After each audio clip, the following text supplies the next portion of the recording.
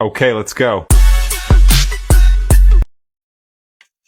Question number 6, व्याख्या कीजिए कि 7 गुने 13 गुने 13 प्लस 13 और 7 गुने 6 गुने 5 गुने 4 गुने 3 गुने 2 गुने 1 प्लस 5 भाज्य संख्याएं क्यों है। अब इसका हल निकालते हैं।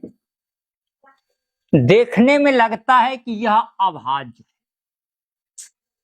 7 13 13 13। ए भी देखने में लगता है कि अभाज्य है। 7 6 भाज्य है, 5 अभाज्य है, 4 भाज्य है, 3 अभाज्य है इत्यादि। देखने में कुछ ऐसा संख्या है जो देखने में लगता है कि अभाज्य है, लेकिन यह भाज्य क्यों है इसको हम हल कर रहे हैं। सबसे पहले इसको मैंने हल करते हैं।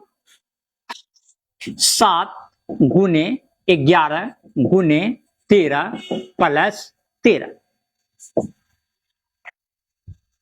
13 जो है बीच में प्लस है तो इधर भी 13 है और इधर भी 13 है। 13 को मैंने कॉमन ले लेंगे, तब ये बचेगा 7 गुने 11 गुने, ये 13 तो कॉमन में है, इसके स्थान पर 1 हो जाएगा। फिर प्लस 13 कॉमन में है, इसके स्थान पर 1 हो जाएगा। ये होगा 13। अब सबों को गुना करते हैं। 11 सत्ते 77 प्लस 1 13, इसको जोड़ेंगे 77 में को जोड़ते हैं तो 78 होता है। अब इसको गुना करेंगे 78 को और 13 को। 8 त्रिक 24 का 4 हासिल 2 7 21 2 23 8 7 4 8 3 11 7 2 9 1 10। जो ये प्राप्त हुआ 1014। अब ये भाज्य हो गया क्योंकि ये 2 से भी कट जाता है और अन्य संख्या से भी कट जाएगा। और प्रश्न जो है आगे, अब इसको हल करना है। 7 गुने 6 गुने 5 गुने 4 गुने 3 गुने 2 गुने 1 प्लस 5। अब हम इसमें देखेंगे कौन सी संख्या 2 बार आ गया है।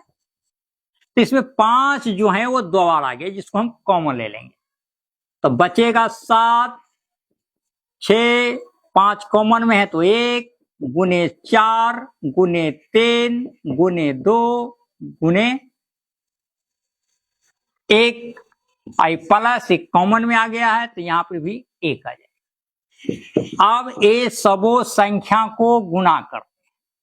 7 छक्के 42 को 4 तिया 12 दूना 24, तो 7 छक्के 42, 4 तिया 12 दूना 24, तो 42 को और 24 को गुना कर लेते हैं। 4 दूना 8 4 चौका 16 2 दूना 4 4 दूना 8। अब इसको जोड़ लेंगे